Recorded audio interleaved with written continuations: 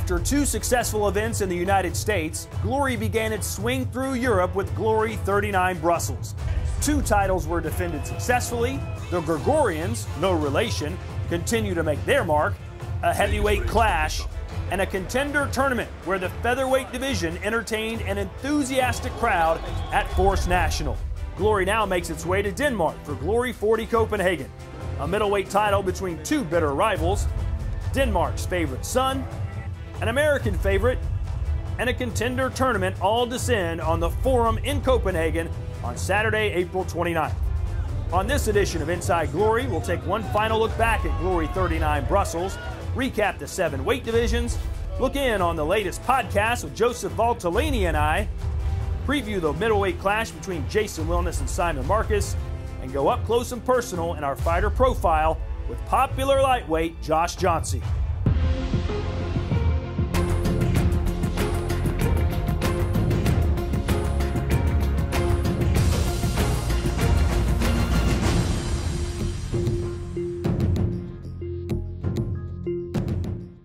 Welcome to Inside Glory. I'm Todd Grisham. Our first 3 events of the year featured 4 world title fights, plus one that wasn't. Nearly half of all bouts this year ended in knockout, as Glory continues to be a leader in combat sports with non-stop action. Glory 39 Brussels this past March treated Glory fans to its first ever fighter from China, the first title defense in the welterweight division in over a year and a half that didn't include Nicky Holzken, and a heavyweight battle that was, and one that wasn't. Before we move forward to Copenhagen, let's look back to Glory 39 Brussels.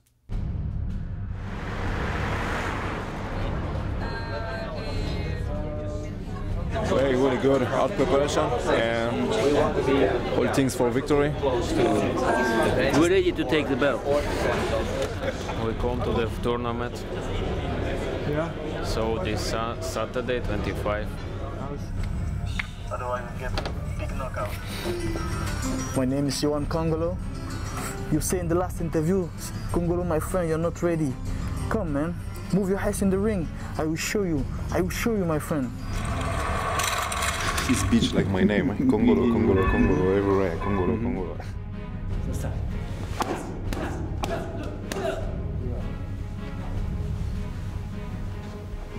You know I'm gonna handle business. It doesn't matter how or what round. I think it'll be an easy win for City Chai. He was sick the last fight, and he's got a lot more experience under kickboxing rules now, so. Wins the fight, wins the belt. Hello. No. Champ is here. The best ever in kickboxing. Doomset. Je m'appelle Doomset, j'ai niqué Congolo, je vais le défoncer la prochaine fois qu'on sera dans l'eau. Yeah, Congolo t'es mort, Congolo you're dead, I gonna kick your ass anyway. 2 times, you remember? 2 times. I kick your ass 2 times, man. Saturday is finished for you, man. Saturday is finished for you, bro.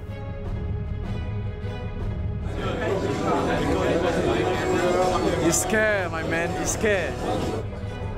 All right, ladies and gentlemen, welcome to the official weigh-in for Glory 39 Brussels. Are you guys excited out there? 61 of the Glory ring, the Killer Kid comes in on a 4-fight win description. And then Big Ben Sadi stepping back in from Morocco by way of Great Netherlands. Like always, I'm gonna knock him out back to Brazil.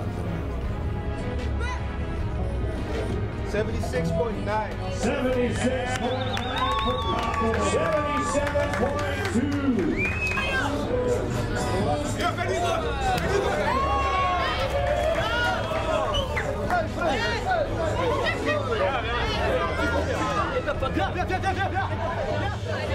He touched me, and nobody touched me outside the ring, you understand? So that's why. That's why I push him. No, he touched me first, so it's not the problem. It's a show for everybody. Okay, yes. Maybe I touch him, maybe he pushed me, so it's not the problem. As you can tell, one of the best fights of the year, one of the best cards of the year. Force National Arena, Brussels, Belgium. Are you ready for glory? And that'll do it, ladies and gentlemen. A TK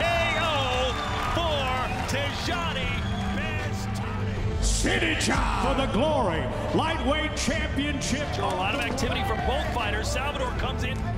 City Chai Sitsong Pino. Where is Congolo? For your winner. I beat him once, it's nothing. There's that left kick. Remember, both of these men fought a 3-round fight earlier tonight. Oh, some spectacular. And now contender tournament champion. He is the Clown Prince of Glory. Dubé is listed as a -140 finish. Cedric Dubé.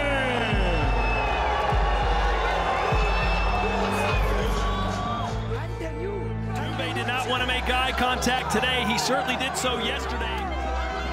That knee may have hurt Congolo. You saw that.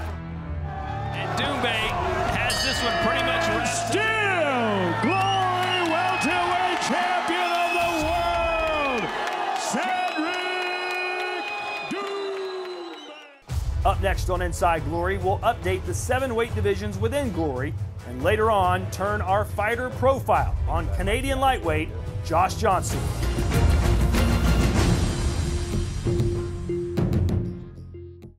Welcome back to Inside Glory. One of the things that makes Glory unique is many events feature not 1, but 2 title fights.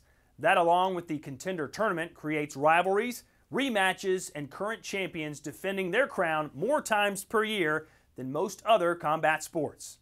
In December 2016, the inaugural Women's Super Bantamweight Tournament came to a close at Glory Collision in Germany. American Time Bomb Tiffany Van Soos battled her way to 3 straight victories to take the title and be crowned the first ever division champion. She looks to make her first defense of her title later this year. In the featherweight division, the new year came with a surprise when newly crowned champion and ex-lightweight champ Robin van Roosmalen failed to make weight in his first title defense and by Glory rules was stripped of the belt. Fast forward to Glory 39 Brussels and 4 top featherweights lined up in a contender tournament for a chance to challenge the Dutchman for the vacant belt.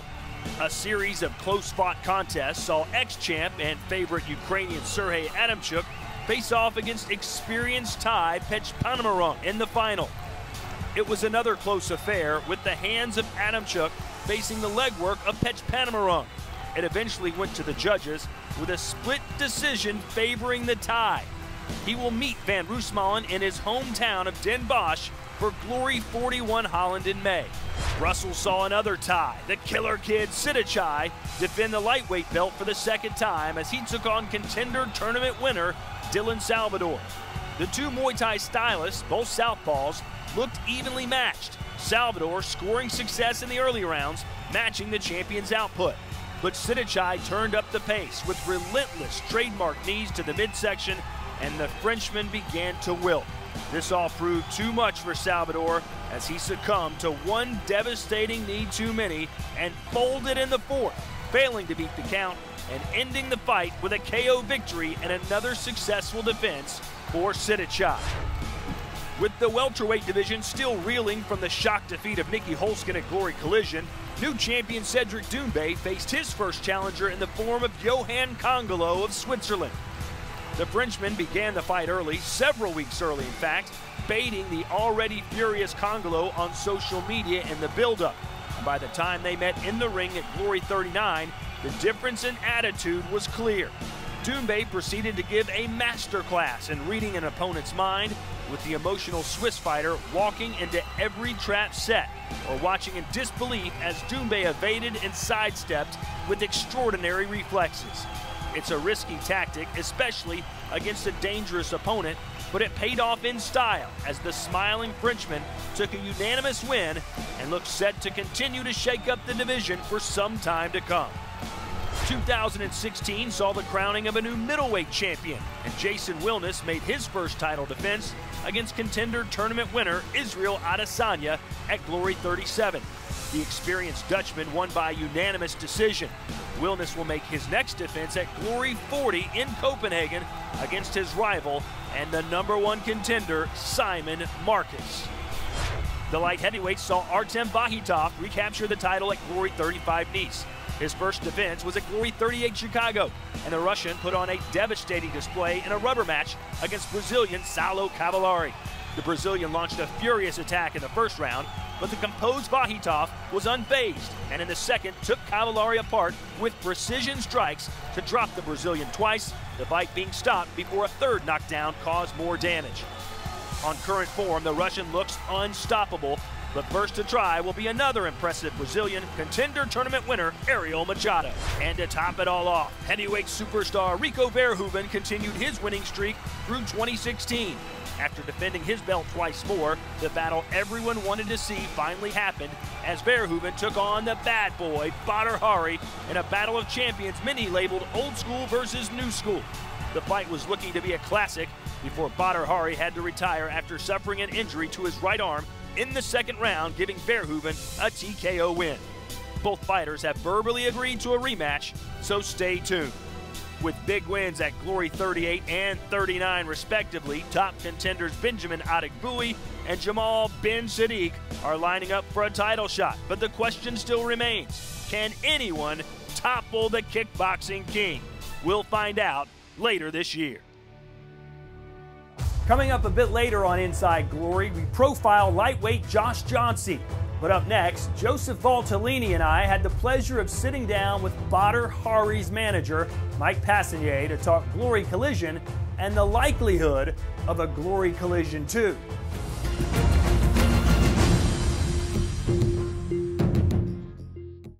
Back at Glory 22 Lille, Simon Marcus and Jason Wilness did battle inside a Glory ring for the first time in the finals of the Contender Tournament. Marcus would go on to take the decision and would then battle Artem Levin not once but twice for the middleweight title, which he finally won at Glory 27 Chicago when Levin quit midway through the fight.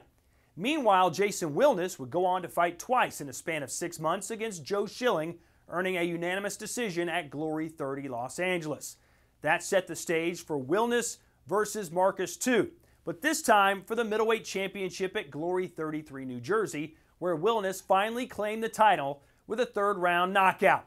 So it's now time for the rubber match in this great rivalry between two great champions, one current and one former, once again for the world title. Fighting tonight out of Toronto, Canada, the one, Simon Marcus. Fighting out of the Netherlands, ladies and gentlemen, Jason Psycho Wilness. 5 rounds for the Glory Middleweight Championship of the world. Psycho Jason Wilness, a complete kickboxer with a classic Dutch style, always looking to do damage. Marcus, dominant in Muay Thai, one of the best. Glory Middleweight Championship up for grabs. All right, guys, fight. Beautiful knee followed by the left body kick and another well-placed knee. Front kick to the face. And Marcus just unloading the attack on Jason Wilness. Oh, good counter left hook by Wilness. Now a right hand. Nice exchange here. These two warriors going toe-to-toe for the Glory Middleweight title. Jason Wilness turns him into the corner. He catches him on the jaw with the right hand. And this is that showmanship that you've been talking about. Firing. Wilness does take a punch. He just staggered Marcus. Wilness has Marcus staggered and down. That one was legitimate. What a turn of events here in round 3. Marcus firing away, but it's Wilness who clocks Marcus again. Jason Wilness tattooing the champion. The referee administering another count. No defense from the champion. It's over. Jason Wilness has won the Glory Middleweight Championship. What a spectacular finish by Jason Wilness. Your winner by TKO and new Glory Middleweight Champion of the world, Jason Wilness. Speaking of rivalries, last December, the fight no one thought could get made, got made. Glory heavyweight champion Rico Verhoeven took on what many have called kickboxing's greatest heavyweight, Badr Hari. While it ended in disappointing fashion due to an arm injury to Badr Hari, giving Rico the victory, no one, especially the fighters, wanted that kind of ending. Recently, my partner, Joseph Valtellini, and I sat down with Badr Hari's manager, Big Mike Passanier, to look back at Glory Collision 1 and ahead to the possibility of Glory Collision 2. So how's Badr doing right now? What's the status of his injury? I know he's got some jail time coming up. When does he want to fight Rico again? Give us the 411. The 411. That's American for the information. Yes, I understand. Well, it's like this. Badr is training in Morocco at the moment. His arm is doing very well, as you can see on Instagram. And he wants to spend a lot of time with his family, of course, because he has to do the 220 days. So on status about this, you know, we can say there's going to be a collision 2. Does it going to come right away? I don't know. Does he want to come back and fight full time for Glory, or does he just want to do a spot show, one-off, and he's done? You know, Glory gave us an opportunity to show ourselves and to prove that we are still #1, that we can still turn people to watch the sport that we all love so much. That's it. It needs that. Because, yes, well, it's not only like this, you know, it's also normal housewives and children were watching, and everybody was talking about this the whole week. The fight, when Badr was fighting Rico, every cafe in Holland was turned on to Ziggo Sports. Everybody was watching it. You know, the people were playing Dutch and, oh, stop. Oh, shut up, let's watch it. That's amazing. You know, everybody was watching it. And that's the exposure our sports needs. We need more guys like Badr Hari to attract other people so more people can enjoy the things we enjoy for so much and so many years, you know, and then people are also gonna notice other fighters like De Groenhart or Van Roosmalen. They get the rub, they call it, right? Or Nicky Holsker, you know, or fights like this. The Nicky Holsker against Myrtle fight in Amsterdam was a very good fight. A lot of people were watching. Everybody was anticipating.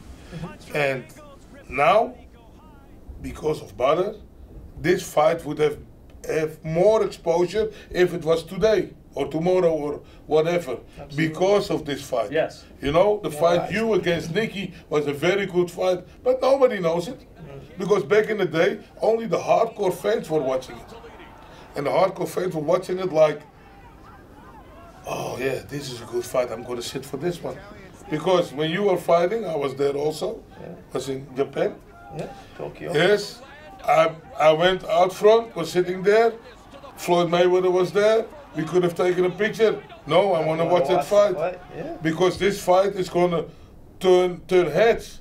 It's going to put people in the seats. You know, I gave you credits, but now I don't give a f***. Next year, I swear, I will knock you the f*** out. I'll keep you on that word, baby.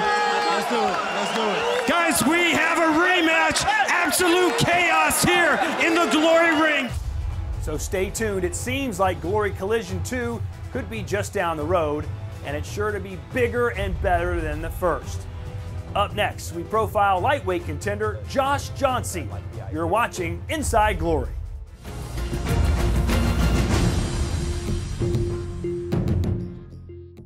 Welcome back to Inside Glory. Born in England, raised in Vancouver, 24-year-old Josh Jauncey only had dreams of following in his father's footsteps. A champion himself, Vincent has been Josh's only coach and mentor. With a professional record of 25-8 and a knockout ratio of over 50%, number 5 ranked Josh Jauncey has visions of one day wearing the belt as Glory World Champion.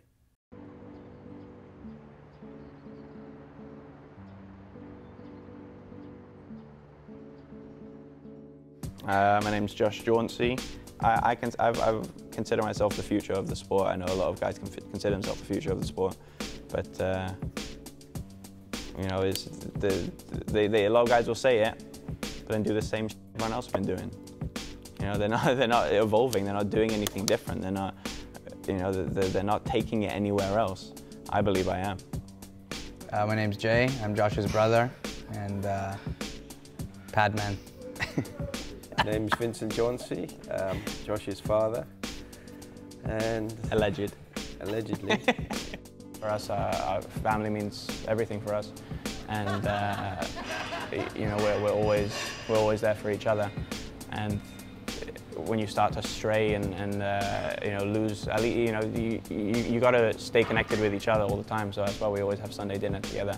No matter what we're doing throughout the week, whatever's going on, Sunday always there at the house having dinner. My mum makes dinner, and we're all together. So it's yeah, so it's nice. You know, it's important for us, and it's important for my mum, and it's important for my mum, and it's important for us. Everyone asks me this. It's a weird question for me. This has always been my life. I mean, this is my family life. Most of my friends are here as well. So, of course, I get away from the gym. But when we get away from the gym, we're talking about, oh, do you see the fight? Do you see what it is? You know, so it's a lot of things to do with fighting. Is, you know, if you want to be the best at something, you have to be all in. You can't have one foot in there and one foot somewhere else. You know, there's a lot of other things I like the idea of doing. But this is what I want to do, and this is what I desire. I would desire to be the best here. I mean, a lot of the guys in the lightweight division are very similar. They have a very similar style.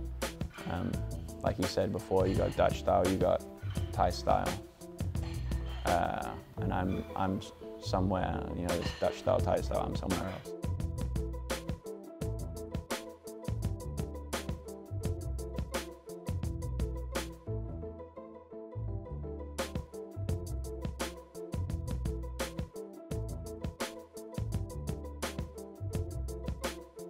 That's why you should watch me, because you can watch a sport that means something.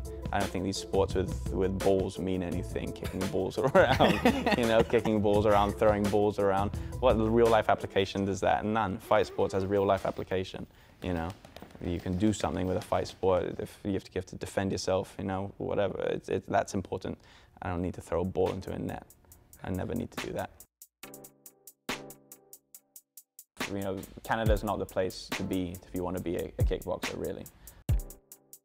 Yeah, well, I mean, yeah, professional kickboxing being illegal here is a pretty big, hindrance for us, and because of that, it affects a lot of things. It affects the fact that I don't have that many really, really high-level sparring partners, like professional-level sparring partners, because it doesn't motivate young kids to start training kickboxing because they don't see a future in becoming kickboxers. I don't put on a show. I don't know how. I'm not an actor. That's not who I am. So what you see right now is this is me. That's why you guys are asking, what do you do outside of fighting?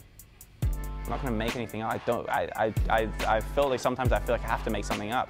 I don't do anything outside of fighting. This is what I do 100%. It's 100% me. All I do is fight.